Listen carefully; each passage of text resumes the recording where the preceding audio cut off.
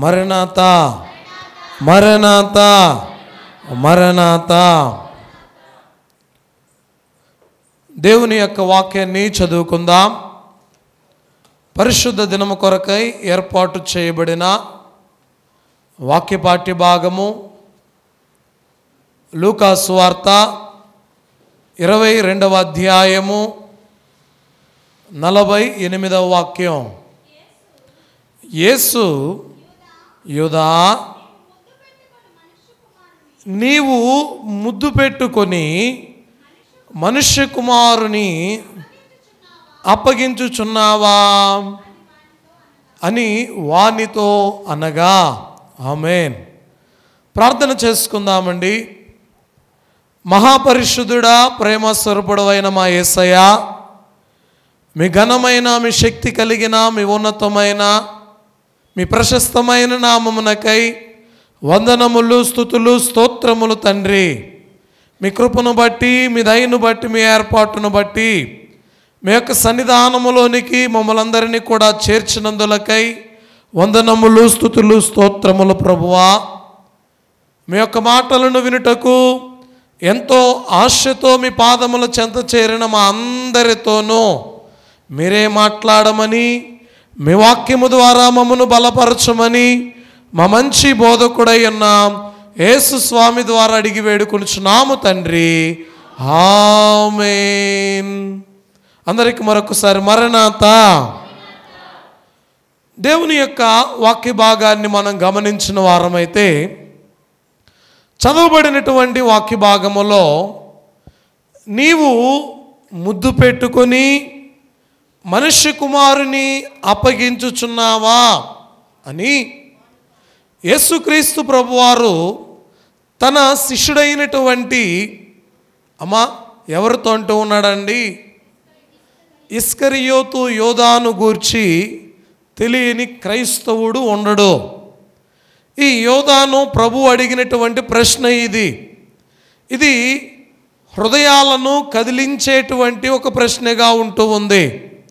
చూడండి, మత్తయి సువార్తలో కూడా ఈ మాట వ్రాయబడి ఉంది.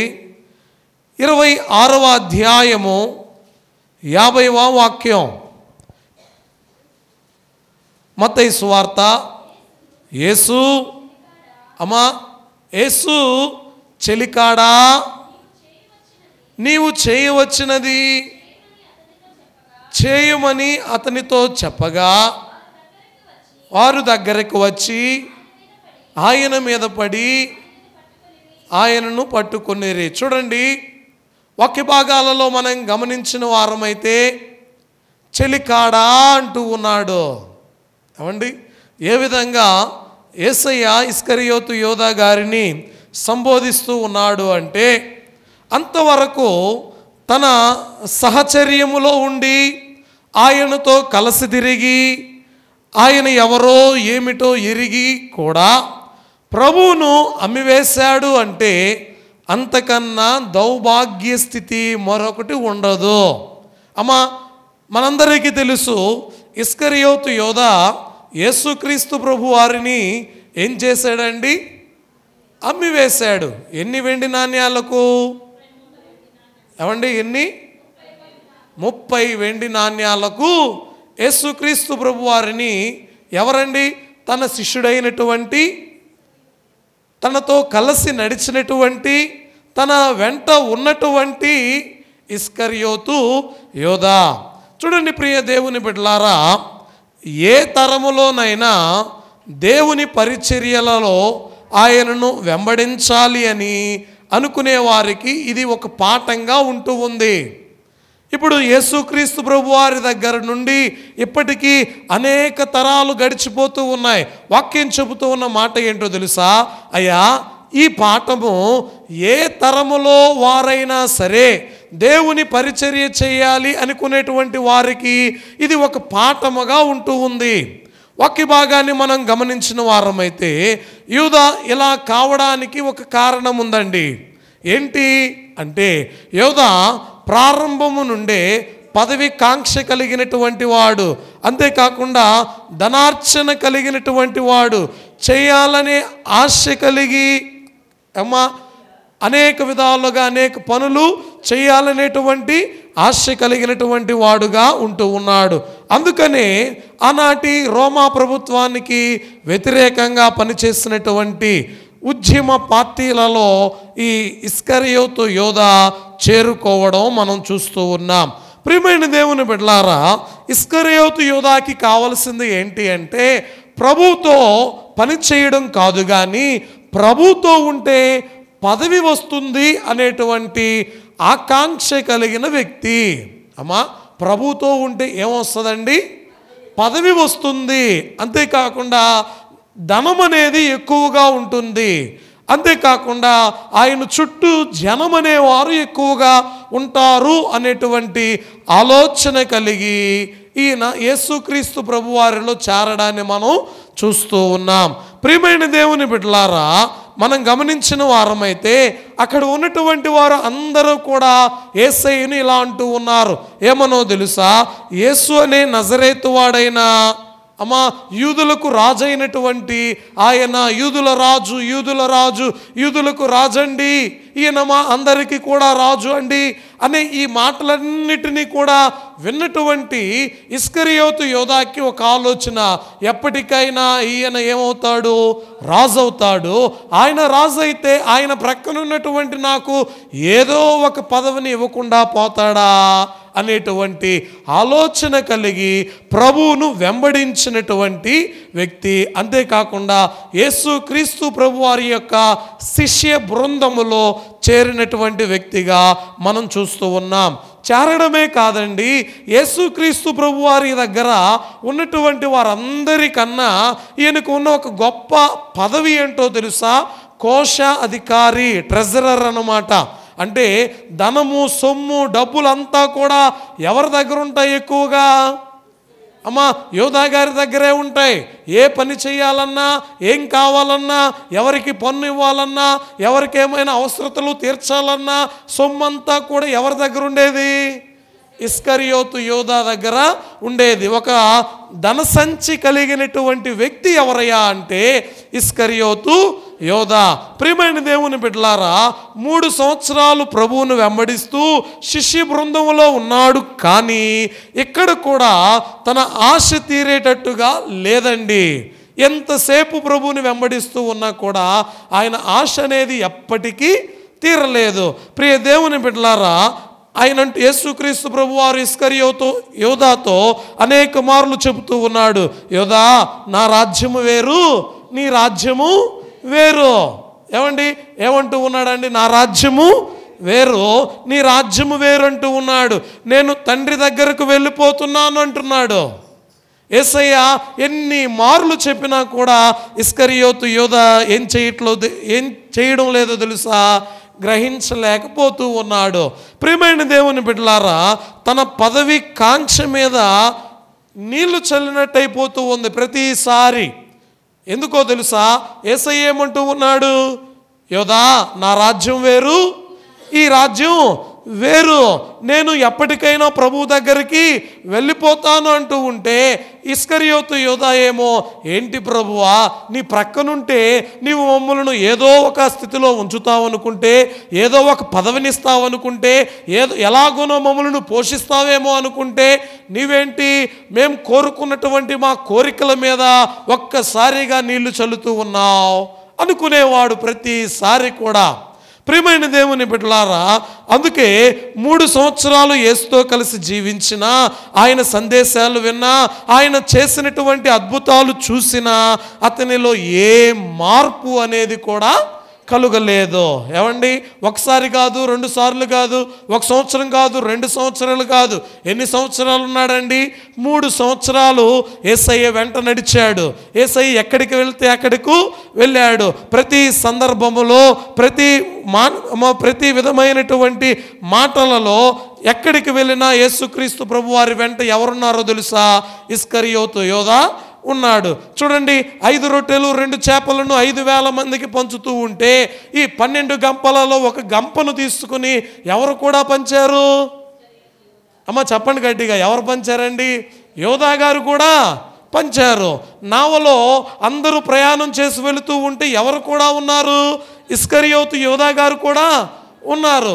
అంతేకాకుండా యేసుక్రీస్తు ప్రభువారు ఎక్కడికి వెళితే ఆ చోటికి, సమాజ మందిరములోనికి వెళితే సమాజ మందిరములో, కొండ మీదకి వెళితే కొండ దగ్గర, ఇంకా ప్రార్థించుటకు వెళ్ళినప్పుడు ఆ ప్రార్థనా స్థలములోనికి, ప్రతి స్థలములో యేసుని వెంబడిస్తూ ఉన్నటువంటి వారిలో ఇస్కరియోతు యోధా ఉంటూ ఉన్నాడు. ప్రియమైన దేవుని బిడ్డలారా, ఒక మాట చెబుతాను. ప్రియ స్నేహితుడా, సేవకుడా, నీవు యేసును వెంబడిస్తూ ఉంటే ప్రభు కొరకు, ఆత్మల సంపాదన కొరకు ఎదురు చూచే వారముగా ఉండాలి. దేని కొరకండి? దేనిని సంపాదించుకోవాలి? ఒకటే జ్ఞాపకం పెట్టుకోండి, యేసయ్యను వెంబడిస్తే పదవి వస్తుందని, ధనం వస్తుందని కాదు. యేసయ్యను వెంబడిస్తే నేను ఒక్క ఆత్మనైనా రక్షించానా, ఒక్కరికైనా సువార్త చెప్పగలిగానా, నేను పరలోక రాజ్యములో ప్రభువుని వెంబడించేవారుగా నేను ఉంటూ ఉన్నానా అని మనకు మనమే తెలుసుకోవాలి.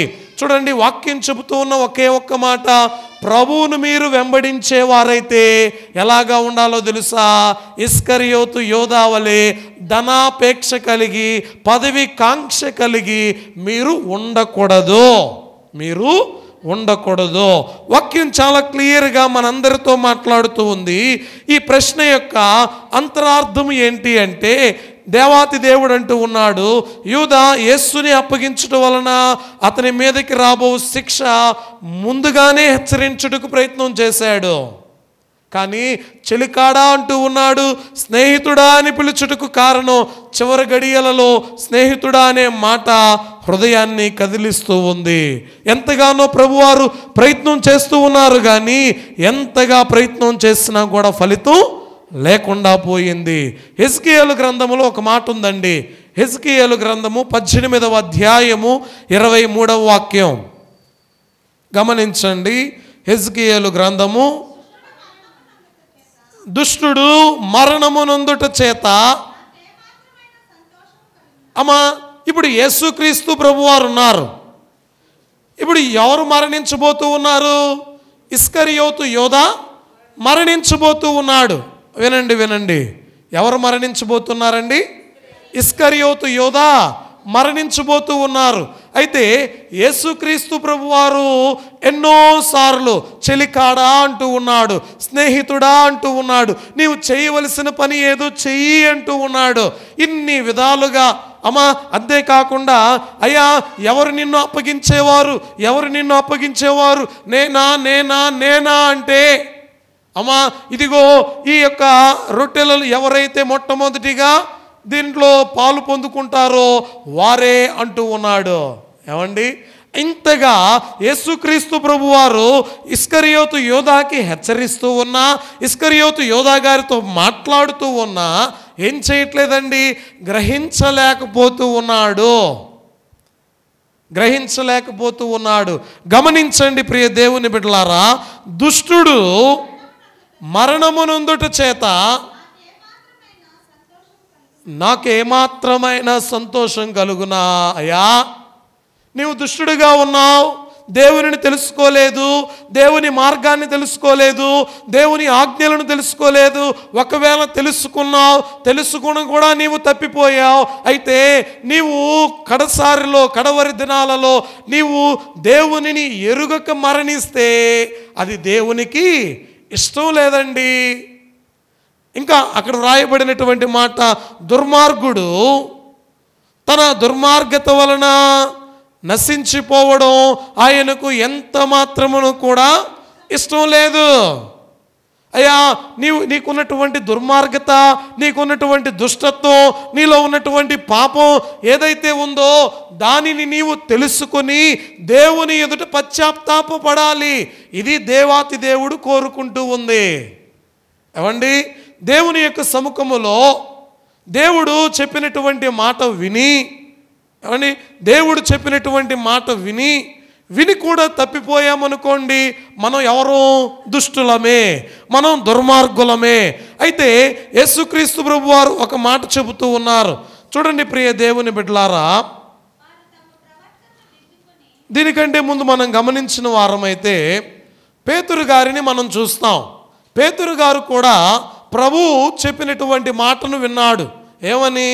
అయ్యా నీవు ఈ యొక్క తెల్లవారక మునుపు ఎన్నిసార్లు? ముమ్మారు. ఏమని అబద్ధం ఆడుతావు? నేను ఎవరో నీకు తెలియదు. ఏమండి?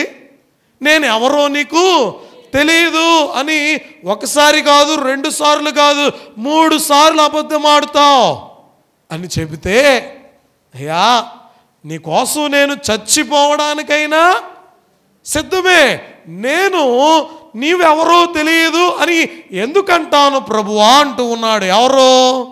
పేతురు గారు. ఇస్కరియోతు యోధాని హెచ్చరించాడు, పేతురు గారిని కూడా హెచ్చరించాడు. ఇద్దరికీ హెచ్చరికలు ఉన్నాయి. ఇద్దరికీ కూడా హెచ్చరికలు అనేటివి ఉన్నాయి. అక్కడేమో ఆయనతో అంటూ ఉన్నాడు, చెలికాడా అంటూ ఉన్నాడు, నా స్నేహితుడా అంటూ ఉన్నాడు. మొదట ఎవరైతే ఇందులో పాలు పొందుకుంటారో వారే నన్ను అప్పగించేవాడు అని కూడా అంటూ ఉన్నాడు.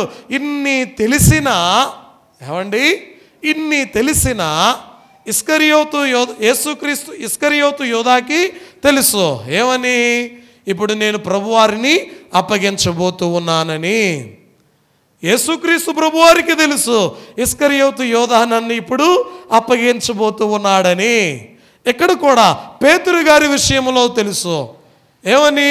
యేసుక్రీస్తు ప్రభువారు చెబుతూ ఉన్నాడు, నీవెవరో నాకు తెలియదని 3 సార్లు చెబుతావు అంటున్నాడు. ఒకసారి చెప్పాడు, 2 సార్లు చెప్పాడు, 3వసారి చెప్పేసరికి ప్రభు ఎదురుగా ఉన్నాడు. ఏమండి? 3వసారి చెప్పేసరికి ప్రభు ఎదురుగా ఉన్నాడు. కోడి కూస్తూ ఉంది. ఈ మాట చూడగానే, అయ్యా నేను ఎంత తప్పు చేశానయ్యా, 3 సంవత్సరాలు, ఈ 3.5 సంవత్సరం నిన్ను వెంబడించాను, నీ మార్గములో నడిచాను, నీ వెంట ఉన్నాను, నీవు పెట్టినటువంటి భోజనాన్ని నేను తిన్నాను, నీతో కలిసి ఉన్నటువంటి నేను నేటి దినాన నీవెవరో తెలియదన్నానయ్యా, నన్ను క్షమించు, నా పాపాన్ని క్షమించు ప్రభు అని పశ్చాత్తాపడ్డాడండి. ఏమండి? ఎప్పుడైతే పశ్చాత్తాపడ్డాడో అతని యొక్క పాపము ఏం చేయబడింది? క్షమించబడింది. పశ్చాత్తాపడినటువంటి ఇస్కరియోతు యోధా, అయ్యో నేను పాపం చేశానే, నేను తప్పిదం చేశానే, ఇప్పుడు నేను ప్రభువుకి నా ముఖాన్ని ఎలాగో చూపించుకోను? ఏమండి? ప్రభువుకి నా ముఖాన్ని నేను ఎలాగో చూపించుకోను? నేను బ్రతికి ఉండడం కంటే నేను చచ్చిపోవడమే మేలో. ఆయనలో వచ్చిన ఆలోచన అండి.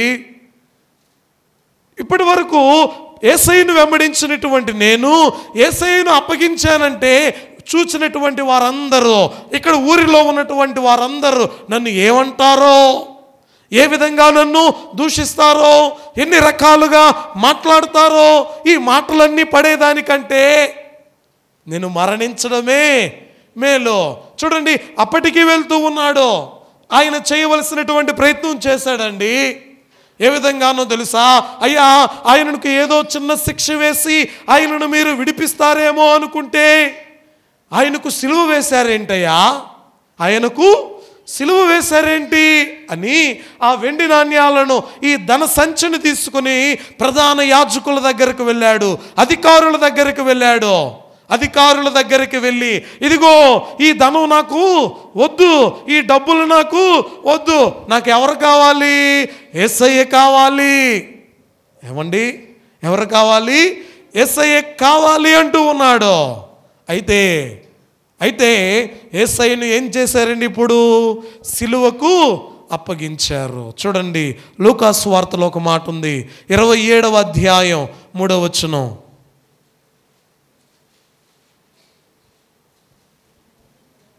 17వ అధ్యాయం.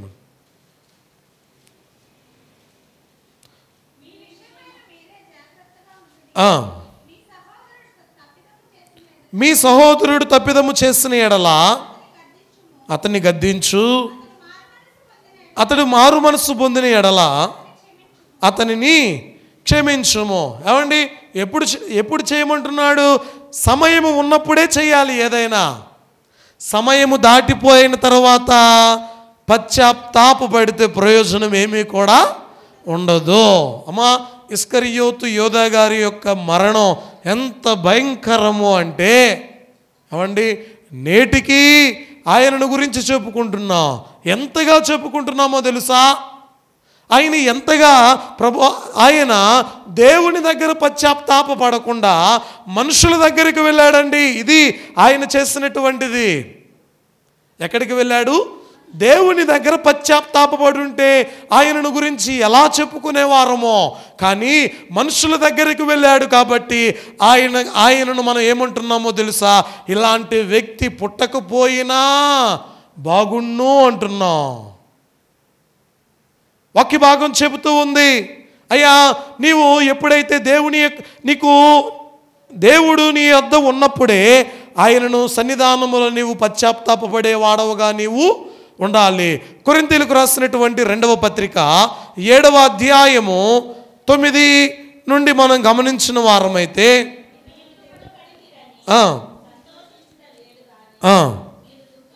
మీరు దుఃఖపడి మారు మనసు పొందితిరని, అయ్యా మీరు దుఃఖపడ్డారని నేను సంతోషపడట్లా. అమ్మా విన్నారా ఈ మాట? మీరు దుఃఖపడుతున్నారని నేను సంతోషపడట్లా. మీరు దుఃఖపడి మారు మనసు పొందుతున్నారని నాకు ఇదండి. అర్థం చేసుకోండి ప్రియమైన దేవుని బిడ్డలారా. ఇక్కడ ఇస్కరియోతు యోధ దుఃఖపడుతూ ఉన్నాడు. అయ్యో నేను ప్రభువుని అప్పగించేశానే అని దుఃఖపడుతూ ఉన్నాడు. ఇందును బట్టి ఎవరికి సంతోషం లేదు? దేవునికి సంతోషంలా. నీవు దుఃఖపడి ఏం చేయాలట? మారు మనసు పొందావంటే ఆయనకు సంతోషం. నీవు ఆయనను తిట్టావు, అవమానించావు, హేళన చేశావు, నిందలు మోపావు, ఆయనను అపహసించావు, ఆయనను కొట్టావు, అంతేకాకుండా అనేక రకాలుగా యేసుక్రీస్తు ప్రభువారిని నీవు హింసిస్తూ ఉన్నావు. సౌలు గారితో అంటున్నాడు కదా, ఏమనో తెలుసా? ఏమండి, సౌలా సౌలా నీవు నన్నేలా హింసించుచున్నావు అంటే యేసయ్య బ్రతుకున్నాడు అప్పటికి? కాదండి. ఆయన చెబుతున్న మాట, నా నిమిత్తమై మీరు నిందించబడి హింసించబడి చెడ్డ మాటలల్లా మీరు పలుకబడుచున్నప్పుడు మీరు ధన్యులు. ఆ టైంలో మీరు ధన్యులండి. యేసయ్య నిమిత్తం నీవు శ్రమ పడుతున్నావా? నీవు ధన్యుడివి. యేసయ్య నిమిత్తం నీవు అవమానించబడుతున్నావా? నీవు ధన్యుడవు. యేసయ్య నిమిత్తం నీవు నిందను మోస్తున్నావా? అయితే నీవు ధన్యుడవే. దేవాతి దేవుడు అంటూ ఉన్నాడు, అయ్యా మీరు దుఃఖపడుతూ ఉంటే నాకు సంతోషంలా, మీరు దుఃఖపడుతూ ఉంటే నాకు ఆనందం లేదు, అయ్యో అని మీరు నన్ను చూసి ఏడుస్తూ ఉంటే నాకు సంతోషం. అమ్మా యేసుక్రీస్తు ప్రభు వారు సిలువ మ్రానును మోస్తూ వెళుతూ ఉంటే స్త్రీలైనటువంటి వారు రోధిస్తూ ఉన్నారు, ఏడుస్తూ ఉన్నారు. యేసయ్య చెప్పినటువంటి మాట ఒకటే, అమ్మా మీరు నా నిమిత్తం ఏడవద్దు. ఎవరి నిమిత్తం ఏడవండి? మీ నిమిత్తం, మీ బిడ్డల నిమిత్తం మీరు ఏడవండి అంటున్నాడండి. ఇదిగో మీరు వారి నిమిత్తం ఏడ్చి వారిని రక్షణ మార్గములో పెడితే, వారు మారితే అది నాకు సంతోషం. ప్రియమైన దేవుని బిడ్డలారా, 10వ వచనం ఒకసారి చదవండి. దైవ చిత్తానుసారమైన దుఃఖము రక్షణార్థమైన మారు మనస్సును. అమ్మా వాక్య భాగం చెబుతూ ఉంది, అయ్యా దేవాతి దేవుడు తెలియచేయబడుతున్నటువంటి మాట, దైవ చిత్తము మన పట్ల ఉంటే మనం రక్షించబడే వారముగా ఉంటాం. దేవాతి దేవుడు కోరుకుంటూ ఉంది ఒకటే, ఏంటండి? అయ్యా మీరు ఎన్ని పనులు చేసి మీరు దుఃఖించి మీరు కృంగిపోయి మీకు మీరే ఇబ్బంది పడుతూ ఉంటే దీని వలన ప్రయోజనం లేదు. మీరు పశ్చాత్తాపపడి దేవుని ఎదుట మీ పాపాన్ని ఒప్పుకోండి, అప్పుడు ఆయన మిమ్మల్ని బట్టి సంతోషపడతాడు. ప్రియమైన దేవుని బిడ్డలారా, కొంచెం ముందుకు వెళ్ళిపోదాం. నేటి దినాన వాక్యాన్ని మనం గమనిస్తే, ఒక ముద్దు పెట్టుకొని, అమ్మా ఆ వాక్యాన్ని చదువుదామా? మూలవాక్యం 22వ అధ్యాయం, లూకాసు వార్త 22వ అధ్యాయం 48వ వచనం. యోధా నీవు ముద్దు పెట్టుకొని, చూడండి ఏమండి ఈ ప్రశ్న, నీవు ముద్దు పెట్టుకొని మనుష్య కుమారుని అప్పగించుచున్నావా? ఏమండి, వాక్యములో రాయబడుతున్న కొన్ని మాటలు, సత్యమును ఏం చేయకూడదో తెలుసా? అమ్మివేయకూడదు. నేనే మార్గమును సత్యమును జీవమును అన్న ప్రభువారిని ఏం చేశాడండి ఇస్కరియోతు యోధ? అమ్మివేశాడు. వాక్యం చెబుతూ ఉంది, సత్యాన్ని అమ్మివేయక దానిని కొని ఉంచుకొనుము. సామెతల గ్రంథంలో ఈ మాట చక్కగా ఉంటుంది. సామెతల గ్రంథం 23వ అధ్యాయం 23వ వాక్యం.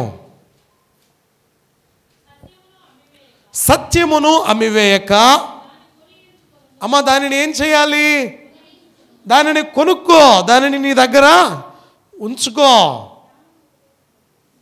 సత్యాన్ని అమ్మివేసే వారంగా ఉన్నామా, లేదా కొని మన దగ్గర ఉంచుకునే వారంగా ఉన్నామా?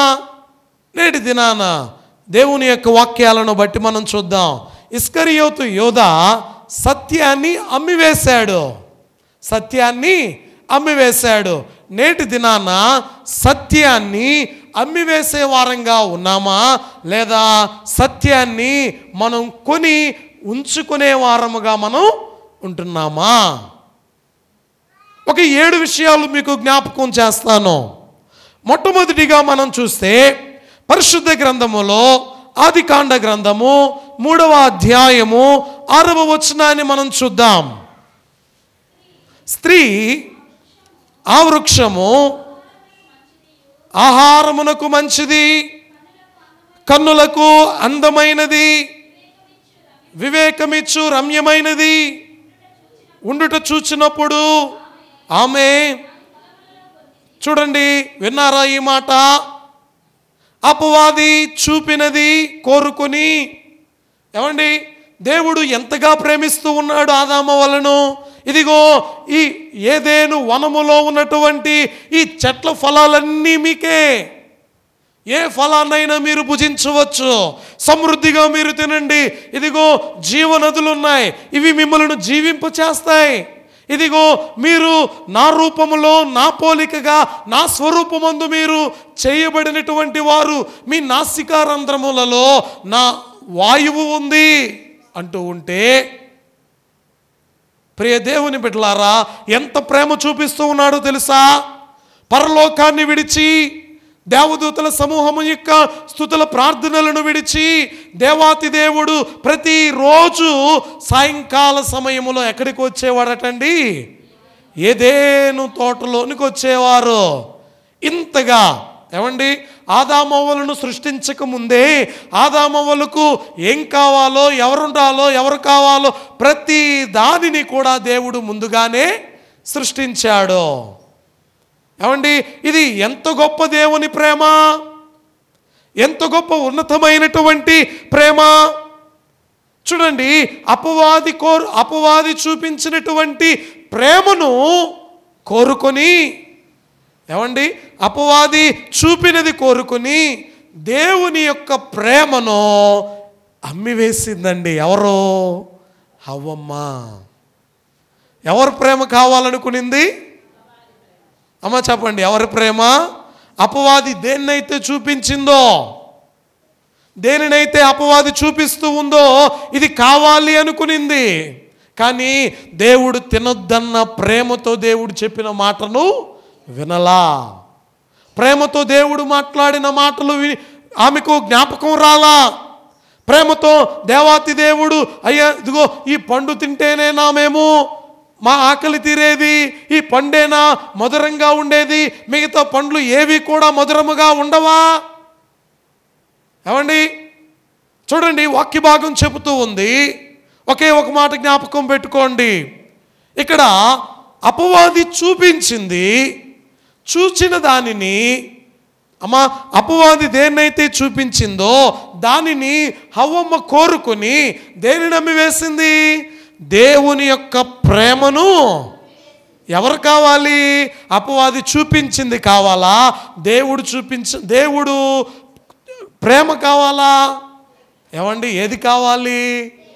కొన్ని సందర్భాలలో ఇలానే జరుగుతుంది.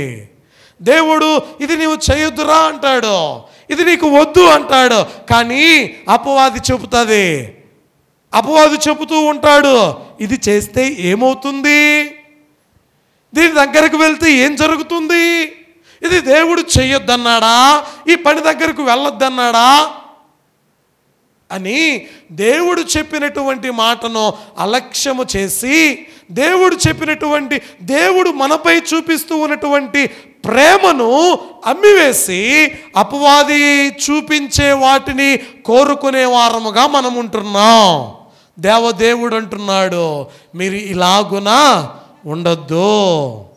రెండవదిగా చూద్దాం, పరిశుద్ధ గ్రంథములో హెబ్రీ పత్రిక 12వ అధ్యాయము 16-17 వచనాలు. ఒక్క పూట కూటి కొరకు తన జ్యేష్ఠత్వపు హక్కును,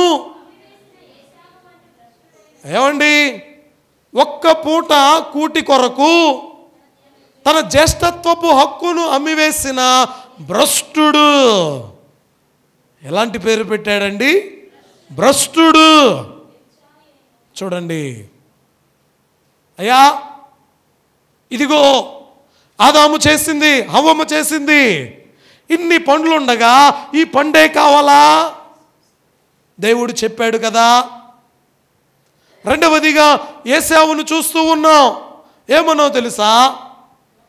అయ్యా ఏశావు, నీవు జ్యేష్ఠుడివి. నీవెవరివి? ఇద్దరు కమల పిల్లలు ఒకే రోజు పుట్టినా ఇందులో మొదటి ఎవడైతే వచ్చాడో ఆడే జ్యేష్ఠుడు. ఏమండి, జ్యేష్ఠుడు ఎవరు? ఏశావు జ్యేష్ఠుడు. అయితే ప్రియ దేవుని బిడ్డలారా, యాకోబు చేస్తూ ఉన్నటువంటి పని చక్కగా చిక్కుడుగాయల కూర వండుకుంటూ ఉన్నాడట. ఏం కూరండి? చిక్కుడుగాయల కూర వండుకుంటూ ఉన్నాడు.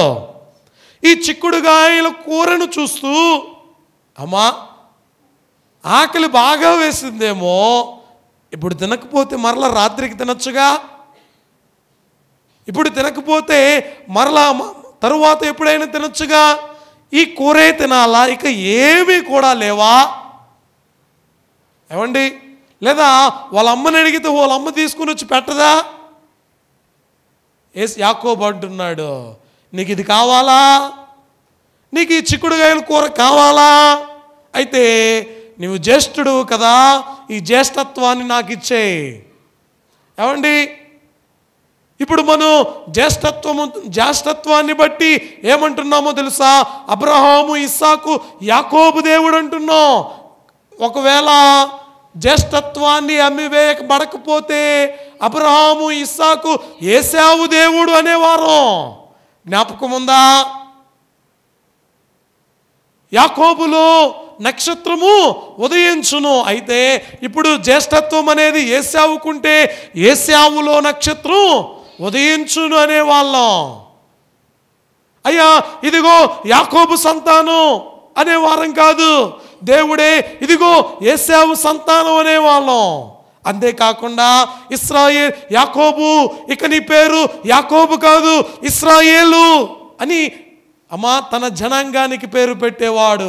ఇప్పుడు నీ పేరు ఏశావు కాదయ్యా, నీ పేరేంటో తెలుసా? చెప్పండి, ఇశ్రాయేలు. మీరందరూ ఎవరి సంతానం అంటే మేమందరం కూడా ఏశావు సంతానం. ఇంత గొప్ప జ్యేష్ఠత్వాన్ని ఎవరు పోగొట్టుకున్నారండి? చూడండి, ఒక్క పూట భోజనం కోరుకొని జ్యేష్ఠత్వాన్ని అమ్మివేశాడు. ఏమండి, తిండి పలు విధాలుగా మానవుని మాయ చేస్తుంది తెలుసా? చూడండి, ఏదేను వనము దగ్గర నుండి మానవునికి వస్తూ ఉన్న తంట తిండి దగ్గరే. ఎక్కడ నుండి? తిండి దగ్గరే. దేవుడు తినొద్దన్నాడు, ఆదాము హవ్వలు తిన్నారు. చూడండి, హేబేలు కయ్యూనుని చూస్తే దేవుడు నాది తిన్నాడు, నీది తినలేదు, మరణం వచ్చింది. యాకోబు ఏశావు దగ్గర, ఏమండి ఇదిగో నీకు ఇష్టమైన ఈ ఆహారం, ఈ తిండి నీవు తింటే జ్యేష్ఠత్వాన్ని నాకు ఇస్తావా? తిండి తిండి తిండి. దైవజనుడైన దేవదాసయ్య గారు ఒక మాట చెబుతూ, రాకడకు సిద్ధపడేటువంటి వారట తిండి వలన కానీ, మత్తు వలన కానీ, ఐహిక విచారము వలన కానీ రాకడలో ఎత్తబడేవారుగా మీరు ఉండకూడదు. ఏమండి, ఉపవాస ప్రార్థన ఎందుకో తెలుసా? ఉపవాసం ఉన్నప్పుడే పిలుస్తారు. ఏమని? అయ్యా ప్రార్థన రండి, లేదా భోజనాలు పెడుతున్నారు రండి అని. ఎంత బాధో! అయ్యా మేము ఈ 40 రోజులు మాంసాహారం తినమయ్యా. ఏమండి, మన ముందు చక్కగా బిర్యానీలు అన్నీ చేసి రకరకాల రుచికరమైన వంటలు ఉన్నాయనుకోండి, మనం కూడా ప్రభువు చూస్తున్నాడా ఏంటి, లేదా పాస్టర్ గారు చూస్తున్నారా ఏంటి అనుకుని ఏం చేస్తాం? చక్కగా తింటాం. చూడండి, తిండి మనల్ని ఎంతగా శోధిస్తుందో ఆలోచించారా? యేసుక్రీస్తు ప్రభు వారినే యేసుక్రీస్తు ప్రభు వారిని అపవాది ఏం చేసింది? ఈ రాళ్లను రొట్టెలు చేసుకుని తినొచ్చుగా. ఏమండి, ఈ రాళ్లను నీవు రొట్టెలు చేసుకొని తినొచ్చుగా. చూడండి ప్రియ దేవుని బిడ్డలారా, వాక్య భాగం చెబుతూ ఉన్నటువంటి మాట మీరందరూ కూడా గమనించాలి. అయ్యా ఒక పూట కూటి కోసం జ్యేష్ఠత్వాన్ని అమ్మివేసుకున్నాడు ఏశావు. ఇలా ఉన్నారా? ఏమండి, మన యొక్క దీక్ష లేదా మనం దేవుని మీద ఉన్నటువంటి మన విశ్వాసం, మన నమ్మకం మన ముందు ఎన్నో ఉంటాయి. ఏమండి, ఎందరో మనల్ని పిలుస్తారు, ఎన్నెన్నో మన ముందు ఏమండి మనకు ఇష్టమైనవి మనం చక్కగా భుజించేటివి ఉంటాయి. వాటిని చూసినప్పుడు ఏం ఉపవాసం లేండి, దేవుడు ఏమైనా ఉపవాసం ఉండే ప్రార్థన చేయమన్నాడా? ఏమండి, లేనిపోని ఆలోచనలు వస్తాయి ఆ టైంలో. ఎలాంటివి? దేవుడు ఉపవాసం ఉండే ప్రార్థన చేయమన్నాడా? ఉపవాసం ఉండి ప్రార్థన చేస్తేనే భక్తి అనిపిస్తుందా? అనిపించదా? చెప్పండి, అనిపిస్తుందా? అనిపించదా? ఖచ్చితంగా అనిపిస్తుంది. చూడండి, వాక్యం చెప్పబడుతున్నటువంటి మాట, ఈ తిండి వలన నీవు ఎప్పుడు కూడా శోధించబడకూడదు. ఇంకా మనం గమనించిన వారమైతే ఆదికాండ గ్రంథం 13వ అధ్యాయం 10వ వచనం, కాబట్టి లోతు తన కన్నులెత్తి యొర్దాను ప్రాంతమంతటిని చూచి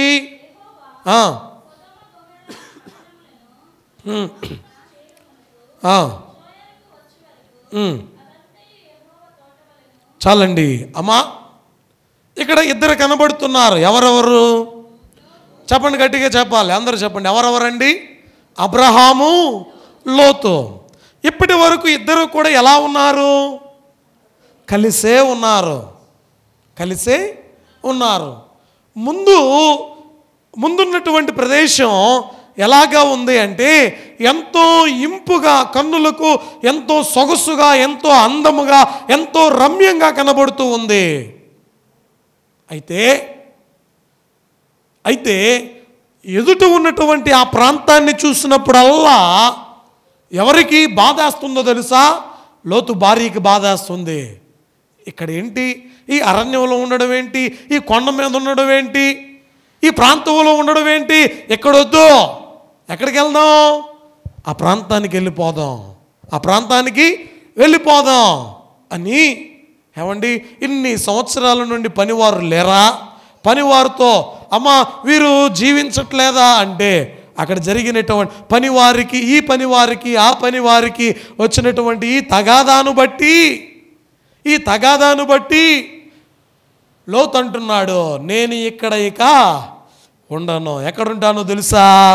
ఎదురుగా ఉన్నటువంటి ఎదురుగా ఈ సొదొమ పట్టణంలో నేను ఉంటాను. వాక్యం చెబుతూ ఉన్నటువంటి మాట ప్రియ దేవుని బిడ్డలారా ఆలకించండి. కన్నులకు ఇంపైన ప్రదేశాన్ని కోరుకొని దేనిని అమ్మివేసుకున్నాడండి? సహవాసాన్ని అమ్మివేసుకున్నాడు. ఏమండి, కన్నులకు ఇంపైన దానిని ఎన్నుకున్నాడో, కోరుకున్నాడో అబ్రహాము గారితో సహవాసాన్ని అమ్మివేసుకున్నాడు. ఇదిగో ఇవి నా కొద్దిక, ఇదిగో వీటిలో ఉన్నవి నీకు ఇస్తున్నాను, నేను ఈ ప్రాంతంలో నేనిక ఉండను, ఆ ప్రాంతానికి నేను వెళ్ళిపోతా. ఏమండి, సహవాసాన్ని కొంతమంది అమ్మివేసేవారుగా ఉంటున్నారేమో. దేవదేవుడు చెబుతున్నాడు, అయ్యా ఆదామవ్వలను చూసారా, అపవాది చూపించిన దానిని కోరుకుని దేవుని ప్రేమనే అమ్మివేశారు. ఇదిగో ఏశావును చూసారా, దేవుడు ఇచ్చినటువంటి గొప్ప ఆధిక్యత జ్యేష్ఠత్వం, ఈ జ్యేష్ఠత్వాన్ని అమ్మివేసుకుని అమ్మా భ్రష్టుడైపోయాడు. ఇదిగో అబ్రహాము లోతును చూసారా, అబ్రహాముతో ఉంటే దేవుని యొక్క సన్నిధి ఉండేది, దేవునితో కలిసి ప్రతిదినం వారు గడిపేవారు, దేవుని యొక్క సాన్నిధ్యములో వారు ఉండేవారు. ఎప్పుడైతే అబ్రహాము గారిని విడిచిపెట్టాడో ఇక దేవుడు లేడు, సహవాసం లేదు. ఉందా? ప్రార్థించేవాడు కాదేమో, దేవునితో కలిసి ఉండేవాడు కాదేమో, లోకముతో, లోకాశలతో, లోకములో ఉన్నటువంటి ఆటుపోట్లతో జీవించేవాడేమో. అందుకే సొదొమ పట్టణాన్ని కోరుకుంటూ ఉన్నాడు. చూడండి, 4వదిగా చూస్తే యెహోషువ గ్రంథం 7వ అధ్యాయం 21వ వచనం. యెహోషువ గ్రంథం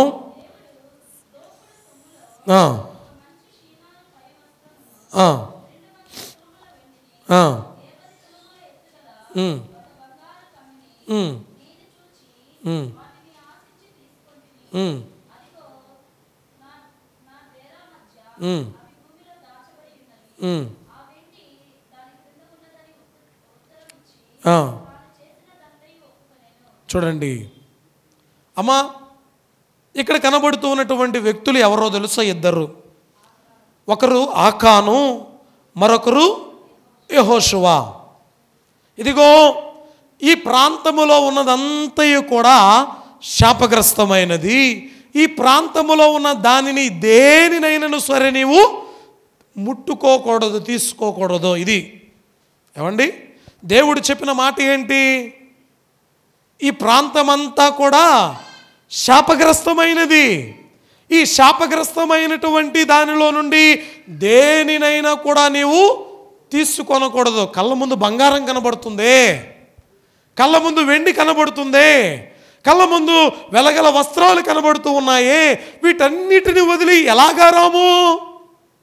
వదలగలమా? చెప్పండి, వదలగలరా? ఆకాను చేసినటువంటి పని ఏంటో తెలుసా? దోపుడు సొమ్ములో ఒక మంచి షీనారు పై వస్త్రమును, 200 తులముల వెండిని, 50 తులముల ఎత్తుగల ఒక బంగారు కమ్మీని నేను చూచి వాటిని ఆశించి తీసుకుంటేని, అదిగో నా డేరా మధ్య భూమిలో దాచబడి ఉన్నవి. ఏమండి, ఎక్కడున్నాయి? ఎవరైనా చూస్తారేమో అనుకుని ఎక్కడ దాచాడట?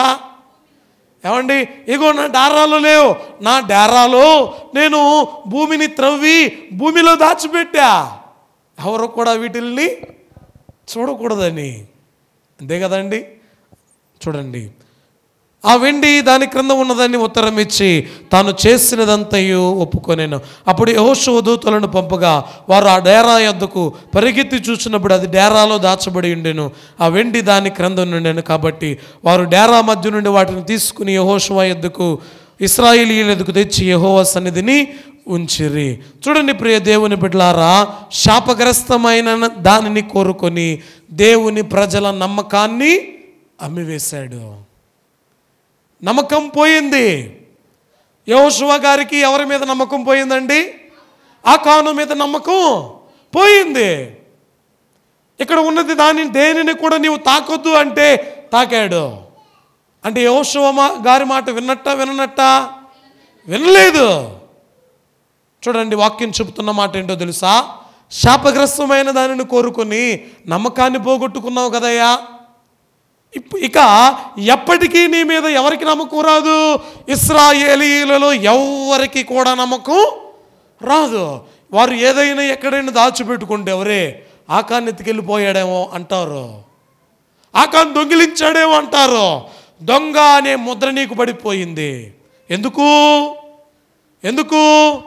శాపగ్రస్తమైన దానిని నీవు కోరుకున్నావు కాబట్టి. శాపగ్రస్తమైన దానిని కోరుకుని నమ్మకాన్ని నీవు అమ్మివేసుకున్నావు. 5వదిగా చూస్తే అమ్మా సమూయేలు 2వ గ్రంథం 11వ అధ్యాయం 2-3 వచనాలు.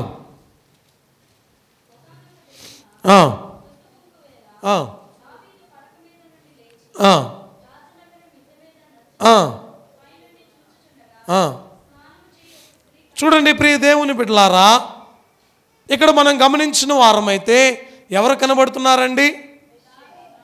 దావీదు కనబడుతూ ఉన్నారు.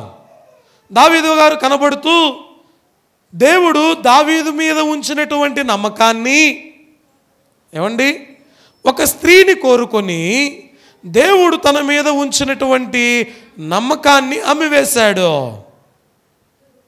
దేవుడు అంటున్నాడు ఏమన్నా తెలుసా? ఇదిగో సింహపు నోటిలో నుండి గొర్రె పిల్లను బయటకు తీసుకురాగలిగిన బలవంతుడు దావీదు. ఎలుగుబంటులను చీల్చివేసినటువంటి వ్యక్తి దావీదు. ఫిలిష్తీయుల సర్దారులలో ఒకడైనటువంటి గొల్యాతును నేల పడద్రోసినటువంటి వ్యక్తి దావీదు.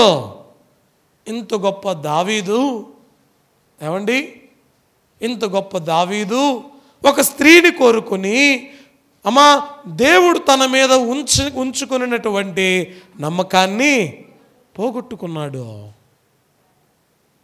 ప్రియమైన దేవుని బిడ్డలారా, 6వదిగా కూడా చూద్దాం. కీర్తనాకారుడు రాస్తూ 106వ కీర్తన 14వ అధ్యాయము 7వ వచనాన్ని మనం చూస్తే 106వ కీర్తన 14 నుండి మనం కొన్ని వచనాలు చూస్తే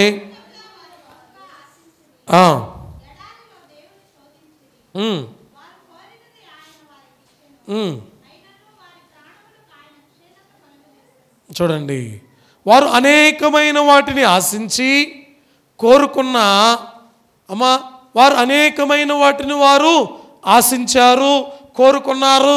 అయినా కూడా దేవుని మీద సనుగుతూ ఉన్నారు. ఇన్ని పొందుకున్నా కూడా వారు ఉగ్రత పాలైపోయారు ఇశ్రాయేలీయులు. దేవుడు వారు విత్తకనే, పంట కోయకనే, వారు దున్నకనే మన్నాను ఇస్తే ఈ చెడి చెప్పిడైనటువంటి ఆహారం మాకెందుకు? మాకేం కావాలి? మాంసాహారం కావాలి, మాకు పండ్లు కావాలి, మాకు కూరగాయలు కావాలి అని. అయినా కోరుకున్నదంతా కూడా వారికి ఇచ్చినా కూడా వారు ఏమైపోయారో తెలుసా? క్షీణించిపోయారు. అంటే దేవుని ఉగ్రత పాలైపోయారు. 6 లక్షల కాల్బలం బయలుదేరితే యొర్దాను కానానుకు చేరింది 2. అవండి ఏమైపోయారు వీరంతా? చూడండి, దేవుని మీద నమ్మకాన్ని కోల్పోయారు. దేవుని మీద సనుగుతూ, దేవుని మీద అనేక ఆరోపణలు చేస్తూ ఉగ్రత పాలైపోయారు. 10 తెగుళ్ళ నుండి రక్షించిన దేవుణ్ణి, ఎర్ర సముద్రమును 2 పాయలుగా చీల్చినటువంటి దేవుణ్ణి మరచి 40 దినాలైపోయింది. మోషే ఏమైపోయాడు మాకు తెలియదు. అయితే మమ్మల్ని నడిపించింది, రక్షించింది, విమోచించింది, పోషించేది ఎవరు అంటే ఇదిగో ఈ బంగారు దూడ అని చెప్పుకున్నారు. ఏమండి, దేవుణ్ణి సృష్టికర్తను మరచి సృష్టిని పూజించడం వారు మొదలుపెట్టారు. దేవుని యొక్క వాక్యం చెబుతూ ఉంది. అందుకే వారు ఉగ్రత పాలైపోయారు. చివరిగా 7వదిగా మనం చూస్తే హెబ్రీ పత్రిక 11వ అధ్యాయము 24-26 వచనములో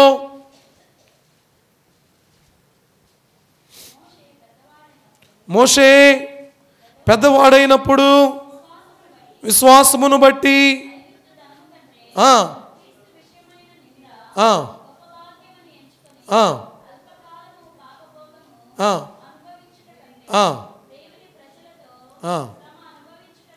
చూడండి అమ్మా, ఎవరండి ఈయన?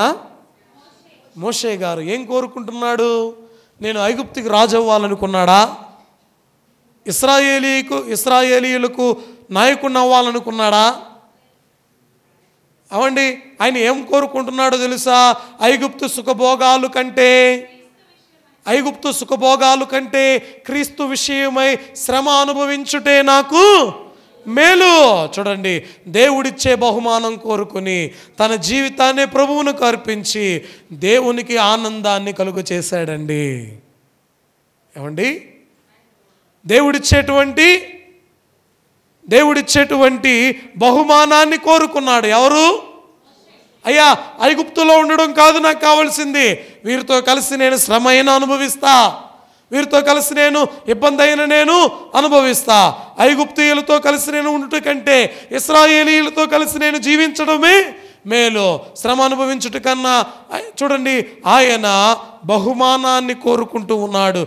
దేవుడిచ్చేటువంటి బహుమానాన్ని కోరుకుని తన జీవితాన్ని ప్రభువుకు అర్పించి దేవుని యొక్క సన్నిధానంలో ఆనందాన్ని పొందుకున్నటువంటి వ్యక్తిగా మనం చూస్తూ ఉన్నాం. కాబట్టి ప్రియ దేవుని జనమా, దేవదేవుడు చెబుతున్నటువంటి ఒకే ఒక మాట, సత్యాన్ని అమ్మివేసేవారుగా మీరు ఉండొద్దు.